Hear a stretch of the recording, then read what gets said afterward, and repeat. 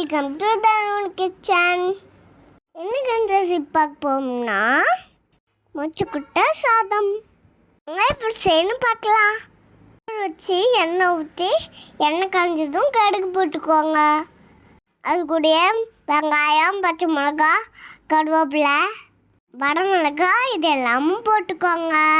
வெங்காயம் வந்ததுக்கு கொஞ்சம் உப்பு போட்டுக்கோங்க. சீரகம், பூண்டும் அரைச்சி எடுத்து போட்டுக்கோங்க. நல்லா வணக்கிக்கோங்க.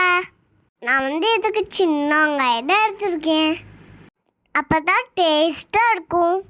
ஒரு தக்காளி ஒன்று போட்டுக்கோங்க. கப்பினி பச்சைப்பருப்பை ஊற வச்சுக்கோங்க. ஊற வச்சு எடுத்துக்கோங்க. போட்டுக்கோங்க. சாம்பார் பொடி 1.5 ஸ்பூன் போட்டுக்கோங்க. உங்களுக்கு காரம் பத்துனா வடமிளகாய் கூட போட்டுக்கோங்க. தேவையான தண்ணி ஊற்றிக்கலாம். கொத்தமல்லி தழை போட்டுக்கோங்க.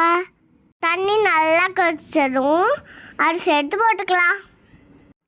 அவ்வளோதான். உப்பு காரெலாம் பார்த்துட்டு மூடி வைங்க.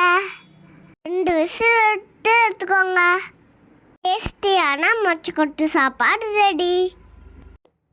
உங்கள் வீட்டில் இந்த ரெசிபி செஞ்சு பார்த்து மறக்காமல் கீழே கமெண்ட் பண்ணுங்கள். ஓகேவா சுட்டீஸ்? சும்மா அப்படி இருந்தது.